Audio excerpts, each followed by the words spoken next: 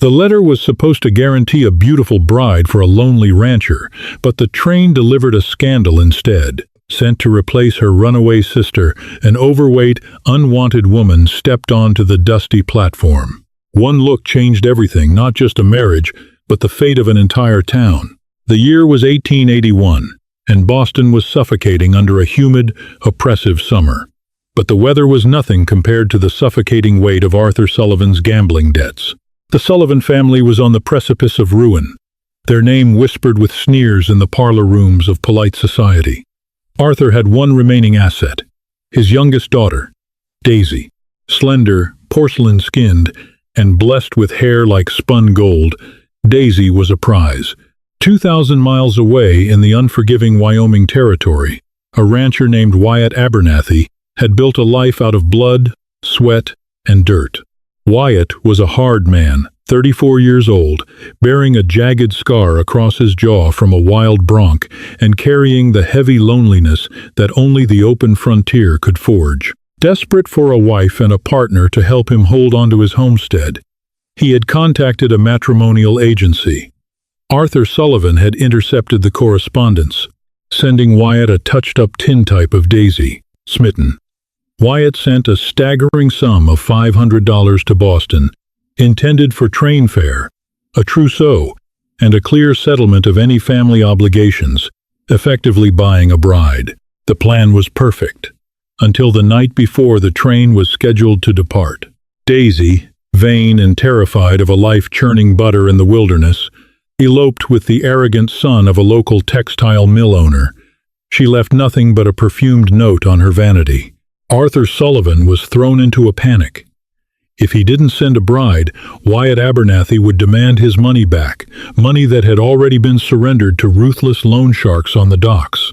Arthur's eyes turned to his eldest daughter, Pearl. Pearl Sullivan was 26, an age considered firmly on the shelf, and she possessed none of her sister's delicate traits. She was a heavily built, obese woman. In a society that prized corseted waists that could be encircled by a man's hands, Pearl was often treated as invisible, or worse, a spectacle. She spent her days hidden away in the family's library, managing the household ledgers and reading voraciously, quietly bearing the brunt of her father's cruel jokes and her sister's pity. "You will wear a heavy veil," Arthur commanded her, his hands shaking as he thrust the train ticket into her plump fingers. "You will not lift it until the vows are spoken and the marriage certificate is signed. By the time that cowboy realizes you aren't Daisy, it will be too late. He's 1,000 miles from a courtroom. It will be his problem." Pearl looked at the ticket. She could have refused. She could have let her father rot in debtor's prison. But Boston held nothing for her but the four walls of a house that felt like a tomb. She had spent her entire life apologizing for taking up space. Wyoming was vast. Perhaps, she thought, there was room enough there for a woman like her. The train ride west was an agonizing ordeal of coal dust, rattling bones, and the stifling heat of August. Passengers squeezed past her in the narrow aisles, huffing in annoyance at her size. Pearl sat rigidly in her woolen travel dress, her face obscured by a thick, dark veil, clutching her small carpet bag. With every mile that clicked beneath the iron wheels, her anxiety mounted. She was walking into a deception. When the Union Pacific locomotive finally hissed to a halt at the Bitter Creek station, the Wyoming wind hit her like a physical blow. The town was little more than a jagged collection of unpainted timber buildings, a saloon, a livery, and a dusty thoroughfare baked hard by the sun. Standing on the platform, towering over the station master, was Wyatt Abernathy. He held a bouquet of wilted wildflowers in one calloused, dirt-stained hand. He wore a faded canvas coat, his broad shoulders squared, his eyes scanning the disembarking passengers with anxious anticipation. He was looking for the golden-haired waif from the photograph. Pearl's heart hammered against her ribs. She gripped the railing, her knees trembling beneath the heavy folds of her skirt. She stepped down onto the platform, the wooden boards groaning slightly beneath her weight. She walked toward him. "Excuse me, ma'am," Wyatt said, stepping around her, his eyes still searching the dwindling crowd. "I'm looking for someone." Pearl stopped. She took a deep, shuddering breath, and with trembling hands she reached up and unpinned the thick veil, letting it fall away. "You are looking for Daisy Sullivan," Pearl said. Her voice was surprisingly steady, a rich, calm timbre that cut through the Wyoming wind. "She is not coming." Wyatt froze. His steely blue eyes dropped to Pearl. He took in her round, flushed face, the dark hair pulled into a severe bun, and the undeniable, heavy bulk of her frame beneath the travel-worn dress. Confusion warped into shock, and then, as the realization set in, his face hardened into a mask of pure fury. "Who the hell are you?" Wyatt demanded, his voice low and dangerous. "I am Pearl Sullivan, her older sister," she replied, refusing to break eye contact, though every instinct told her to shrink away. "Daisy eloped with another man 3 days ago. My father took your $500 to pay his gambling debts. The money is gone. I was sent in her place." Wyatt dropped the wildflowers. The delicate petals were instantly crushed beneath his heavy leather boot as he stepped forward. "A bait and switch," he snarled, the muscles in his jaw twitching. "I paid for the girl in the tintype. Your father stole from me. And you went along with it. I was given a choice between boarding this train or being thrown into the streets when the creditors seized our home," Pearl said, her chin lifting defiantly. "I am sorry you were deceived, Mr. Abernathy, truly. But I am here, and I am capable of hard work." Wyatt let out a bitter, mocking laugh, looking her up and down with unabashed judgment. "Hard work? Lady, you look like you'd stroke out just walking from the porch to the well. The frontier don't suffer weakness, and it sure as hell don't suffer liars. The westbound train comes back through on Tuesday. I suggest you be on it." "I have no money for a ticket," Pearl stated plainly. "Then you better start walking," Wyatt spat. He turned his back on her and stormed toward his buckboard wagon, leaving Pearl standing alone on the platform, a spectacle for the town gossips who were already peering out from the windows of the mercantile. Pearl did not cry. Crying was a luxury for women who had someone to comfort them. Instead, she picked up her heavy carpet bag and marched down the dusty street toward the only establishment that advertised rooms, the Bitter Creek boarding house, run by a sharp-eyed widow named Mrs. Edith Gable. Pearl traded her mother's silver locket for 3 nights of lodging and a hot bath. For 2 days, Pearl sat in the sweltering room, rationing her meals and considering her grim options. She was a pariah in town. The story of the switched fat bride had spread like wildfire. When she walked to the general store to buy a loaf of bread, men snickered from the saloon porch, and women gathered their skirts as if she carried a contagion. Out on the Crooked Pine Ranch, Wyatt Abernathy was fighting his own losing battle. His fury over the Sullivan deception was eclipsed by a far more dangerous reality. The ranch was failing, not because Wyatt couldn't work the cattle, but because he was drowning in paper. A ruthless local banker and cattle baron named Caleb Higgins had been slowly buying up the deeds of failing homesteads. Higgins wanted the Crooked Pine because it sat adjacent to a 200-acre parcel of lush grazing land that boasted the only reliable, year-round creek in the valley. That parcel belonged to Wyatt's late uncle, Silas. But Silas's will contained a strict morality clause drafted by a fiercely religious judge back east. Wyatt could only inherit the water-rich land if he was legally wed and settled by his 35th birthday. Wyatt's birthday was in exactly 8 days. If Wyatt wasn't married by then, the land defaulted to the bank. Higgins was circling like a vulture, already bringing the foreclosure papers to the county clerk. Wyatt had bet everything on the Boston bride to secure his inheritance. Now, he had nothing. On the 3rd afternoon, a heavy knock echoed through the boarding house. Pearl opened the door to find Wyatt standing in the hallway, his hat in his hands. He looked exhausted, covered in a thick layer of pale alkali dust. "The train leaves tomorrow," Wyatt said gruffly, looking at the floorboards rather than her face. "I'm here to buy your ticket. I don't want your starvation on my conscience." "I told you, I am not going back," Pearl said. She stepped back and gestured for him to enter the small parlor. And from what I overheard at the mercantile this morning, Mr. Abernathy, you cannot afford to buy a train ticket. You can barely afford feed for your horses." Wyatt's head snapped up, his eyes flashing. "You keep your nose out of my business." "It became my business the moment my father stole your money," Pearl countered, walking over to a small table where she had laid out several scraps of paper. "I have a proposition for you." Wyatt scoffed. "I ain't interested in anything a Sullivan has to sell." "You are going to lose your ranch to Caleb Higgins in 8 days, Pearl said, dropping a heavy truth that silenced him instantly. "I know how men like Higgins operate.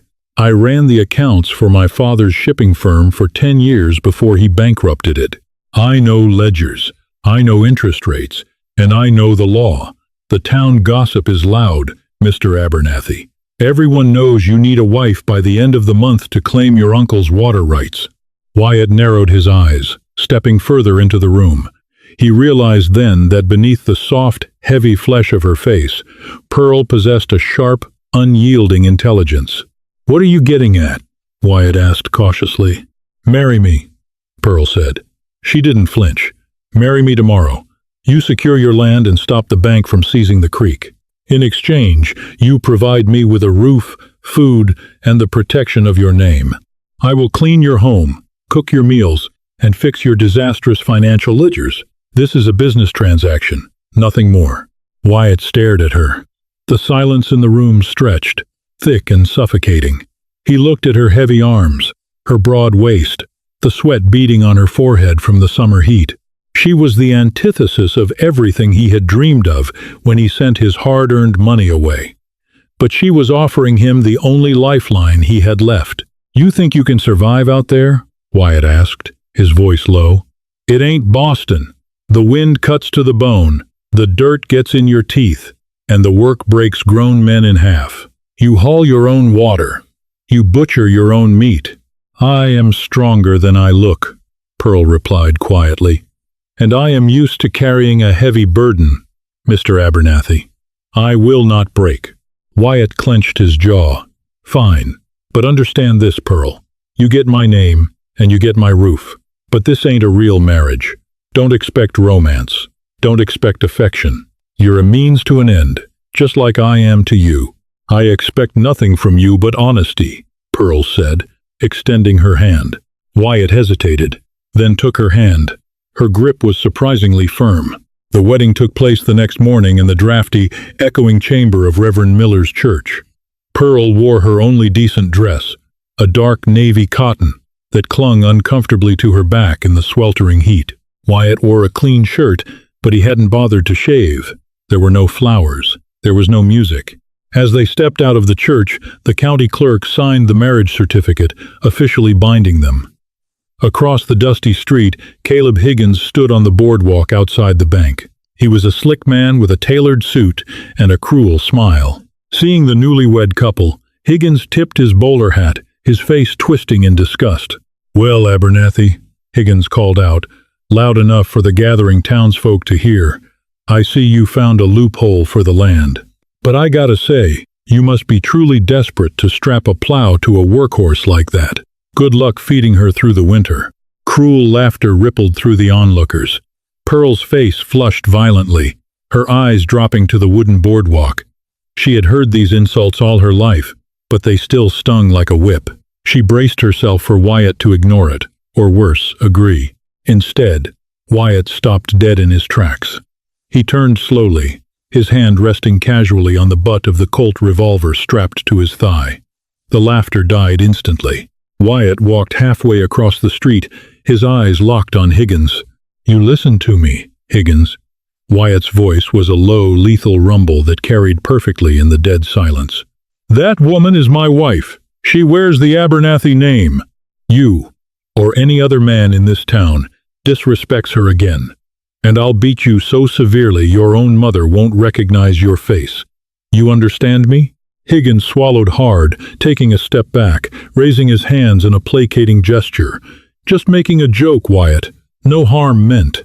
Wyatt held his gaze for a long, terrifying second before turning his back. He walked back to Pearl, grabbed her elbow gently, and guided her toward the wagon. He didn't look at her, didn't offer a word of comfort. He had defended his pride and his property, not her heart. But as Pearl climbed onto the buckboard, something small and fragile took root in her chest, a fierce loyalty. Life on the Crooked Pine was brutal. The cabin was filthy, a bachelor's den of unwashed pots and dirt floors. The heat was relentless. During her first week, Pearl nearly collapsed, hauling water from the creek, her heavy frame protesting every agonizing step. Her hands blistered, her muscles screamed, but she never complained. She scrubbed the cabin until the pine boards shone.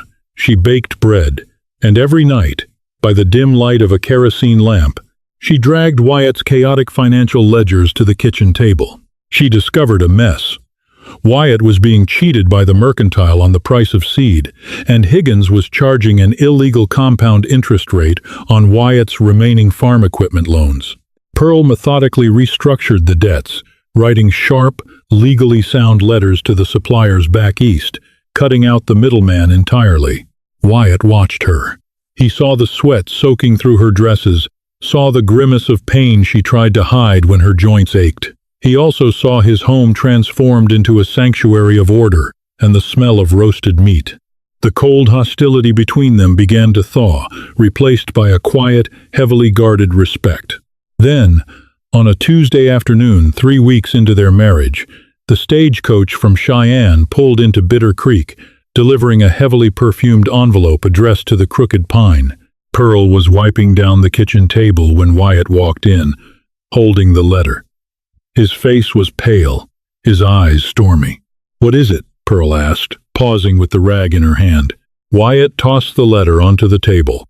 It was written on expensive pink stationery, the handwriting looping and frantic. "It's from Daisy," Wyatt said, his voice taut with a strange, unreadable tension. "Her rich boy husband abandoned her in Chicago. She found out my uncle's land made me one of the richest water rights holders in the valley." Pearl's blood ran cold. She stared at the pink envelope. "She's demanding her rightful place," Wyatt continued, staring at Pearl. "She's on a train. She'll be here in 5 days to take what she believes is hers." The 5 days leading up to the arrival of the Cheyenne stagecoach were the longest of Pearl's life. A suffocating silence descended over the Crooked Pine Ranch. Wyatt swung his splitting maul behind the woodshed with a violent, rhythmic intensity, fracturing pine logs long into the twilight hours. Pearl withdrew into her duties, scrubbing floors that were already clean and mending shirts until her fingers bled.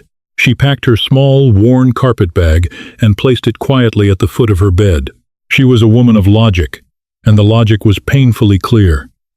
Wyatt had paid for Daisy. Daisy was here. Pearl's purpose as a placeholder had reached its bitter end. When the stagecoach rattled to a halt in a cloud of Bitter Creek dust, the entire town stopped to stare. Out stepped Daisy Sullivan. Even worn down by travel and the sting of a failed elopement, Daisy was breathtaking. She wore a tailored traveling suit of emerald green that perfectly accented her porcelain skin and spun gold hair. She looked like a fragile porcelain doll, completely misplaced in the rugged, sun-baked Wyoming territory. Wyatt stood on the boardwalk, frozen. For a fleeting moment, the hardened rancher was just a lonely man staring at the beautiful illusion he had purchased months ago. Pearl watched from the heavy wooden seat of the buckboard wagon, her heart sinking like a stone in a deep well. The stark contrast between them had never felt so vast. She pulled her woolen shawl tighter around her broad shoulders, suddenly feeling impossibly large and entirely invisible. Daisy spotted Wyatt and immediately burst into theatrical tears, rushing forward to collapse against his chest. "Oh, Wyatt, you have no idea the horrors I've endured. I was tricked, forced onto a train by a cruel man. I have come to make everything right. I am here to be your wife." Wyatt awkwardly patted her shoulder, his eyes darting to Pearl, who sat stoically in the wagon. The ride back to the ranch was painfully silent, save for Daisy's relentless chatter about the appalling lack of civilization. The illusion shattered the moment Daisy crossed the threshold of the Crooked Pine cabin. "Good heavens!" Daisy gasped, pressing a perfumed lace handkerchief to her nose as she surveyed the modest raw timber room.